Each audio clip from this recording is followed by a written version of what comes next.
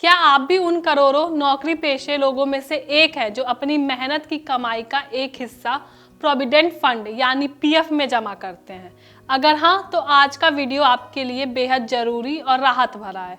अक्सर हमें सुनने को मिलता है कि पीएफ का पैसा निकालना लोहे के चने चबाने जैसा है, या फिर वेबसाइट इतनी धीमी चलती है कि लॉगिन करना ही मुश्किल हो जाता है। लेकिन अब यह सब बदलने वाला है। कर्मचारी भविष्य निधि संगठन, जिसे हम ईपीएफओ कहते हैं, अब अपने सिस्टम में बदलाव कर रहा है। आज के वीडियो में हम जानेंगे कि आखिर यह ईपीएफओ क्या है, कैसे अब एआई की मदद से आप अपनी भाषा में काम कर पाएंगे, और सबसे बड़ी खबर, कैसे अब आप यूपीआई के जरिए भी पीएफ का पैसा निकाल सकेंगे। तो चलिए इस बड़े बदलाव को विस्तार से समझते हैं। नमस्कार, मैं अस्मिता त्रिपाठी और आप देख रहे हैं अमर उजाला।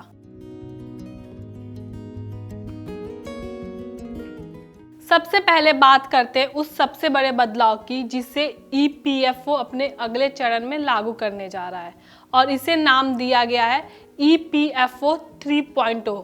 अभी तक क्या होता था कि अगर आप एक शहर से दूसरे शहर नौकरी बदलते थे तो आपका पीएफ अकाउंट ट्रांसफ़र करने में कई बार दिक्कतें आती थी, क्योंकि अलग अलग रीजनल ऑफिस का डेटा पूरी तरह से सेंट्रलाइज नहीं था। लेकिन अब ईपीएफओ एक कोर बैंकिंग सॉल्यूशन ला रहा है। इसे आसान भाषा में ऐसे समझें जैसे आपका बैंक खाता किसी एक ब्रांच में होता है, लेकिन आप देश के किसी भी कोने में जाकर किसी भी ब्रांच से पैसा जमा कर सकते हैं या निकाल सकते हैं। ठीक वैसे ही सिस्टम अब आपके पीएफ खाते के लिए होगा। यह एक सेंट्रलाइज सिस्टम होगा। इसका सबसे बड़ा फायदा उन कर्मचारियों को मिलेगा जो काम के सिलसिले में अलग अलग शहरों में जाते रहते हैं। अब आप देश के किसी भी रीजनल ऑफिस से अपनी समस्या का समाधान करवा सकेंगे। आपकी फाइलें अब किसी एक दफ्तर में धूल नहीं फाकेंगी, बल्कि डिजिटल रूप से हर जगह उपलब्ध होगी। यह कदम ईपीएफओ को एक मॉडर्न बैंकिंग सिस्टम की तरफ फास्ट बना देगा। नई वेबसाइट और एआई भाषणी का कमाल। दूसरा बड़ा बदलाव जो आपको देखने को मिलेगा वह है टेक्नोलॉजी और वेबसाइट के स्तर पे। हम सभी जानते हैं कि मौजूदा पीएफ वेबसाइट अक्सर डाउन रहती है या फिर इतनी जटिल है कि आम आदमी के लिए उसे समझना मुश्किल हो जाता है। इस समस्या को जड़ से ख़त्म करने के लिए ईपीएफओ एक नया पोर्टल और बैंक एंड पर एक नया सॉफ्टवेयर ला रहा है। लेकिन इसमें सबसे रोचक बात यह है कि इसमें एआई भी होगा। भारत सरकार के इलेक्ट्रॉनिक और आईटी मंत्रालय ने भाषणी नाम के एक AI powered language translation tool बनाया है। ईपीएफओ इस टूल को अपनी वेबसाइट में जोड़ेगा। इसका फायदा यह होगा कि अब आपको अंग्रेजी के कठिन शब्दों से जूझना नहीं पड़ेगा। अब आप स्थानीय भाषा, चाहे वो हिंदी हो, तमिल, तेलुगु या मराठी, इसमें जानकारी पढ़ सकेंगे या समझ सकेंगे। एक अधिकारी ने बताया कि उनका मकसद अब लोगों को उनकी अपनी भाषा में जानकारी देना है। यानी टेक्नोलॉजी अब बाधा नहीं बल्कि आपकी मदद बनेगी। तीसरा है यूपीआई से पैसा निकालना। अब आते हैं उस मुद्दे पे जिसका हर कोई इंतजार कर रहा है, पैसा निकालना। ईपीएफओ 3.0 के तहत चल रहे सुधारों में एक बहुत बड़ी खुशखबरी ये है कि जल्दी आपको यूपीआई लिंक्ड विड्रॉ फैसिलिटी मिल सकती है। खबरों के मुताबिक यह सुविधा अप्रैल तक शुरू होने की उम्मीद में है। इसका मतलब है कि आप भीम ऐप या अन्य यूपीआई माध्यमों का उपयोग करके पीएफ का पैसा निकाल सकेंगे।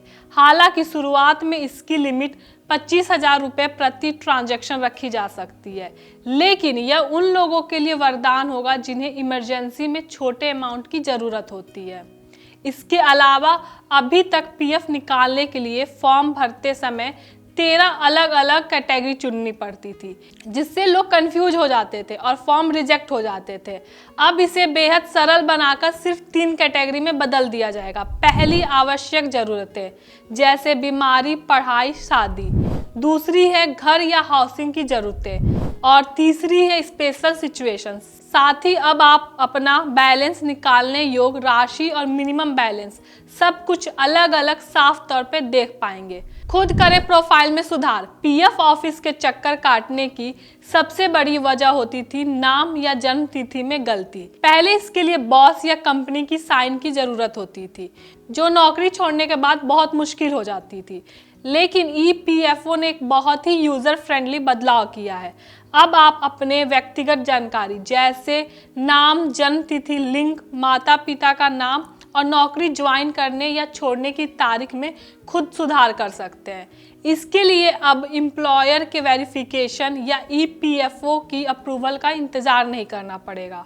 अगर आपका UN 1 अक्टूबर 2017 से पहले का बना है तो एम्प्लॉयर भी आपकी डिटेल EPFO की मंजूरी के बिना ठीक कर सकता है। आपको जानकर हैरानी होगी कि दिसंबर 2025 तक के आंकड़े के मुताबिक इस सुविधा का लाभ उठाकर 32 लाख से ज़्यादा प्रोफाइल ठीक किए जा चुके हैं।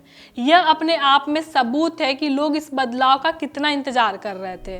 अब सवाल उठता है कि यह सब पूरी तरह से कब लागू होगा। EPFO की फिलहाल एक नई IT एजेंसी चुनने की अंतिम चरण में है। विप्रो, इन्फोसिस और TCS जैसी दिग्गज कंपनी इस रेस में शामिल है। टेंडर की प्रक्रिया लगभग पूरी हो चुकी है और जल्द ही काम शुरू हो जाएगा। यह नया सिस्टम सिर्फ ऑर्गेनाइज सेक्टर के लिए नहीं बल्कि आने वाले समय में लागू होने वाले लेबर कोड के बाद अनऑर्गेनाइज सेक्टर के करोड़ों कामगारों का बोझ भी उठाएगा। EPFO के पास अभी लगभग 8 करोड़ एक्टिव मेंबर्स हैं और 28 लाख करोड़ रुपए की विशाल फंड है, जिसे संभालने के लिए इस तरह की हाईटेक सिस्टम की सख्त जरूरत थी। कुल मिला के देखा जाए तो EPFO अब पूरी तरह से डिजिटल और मेंबर फ्रेंडली बनने की राह में है, चाहे वो बैंक जैसे सेंट्रलाइज सर्विस हो या अपनी भाषा में वेबसाइट चलाना हो, UPI से चुटकियों में पैसा निकालना हो या फिर अपनी प्रोफाइल को खुद ठीक करना हो। यह सभी कदम आम आदमी की ज़िंदगी को आसान बनाने वाले हैं।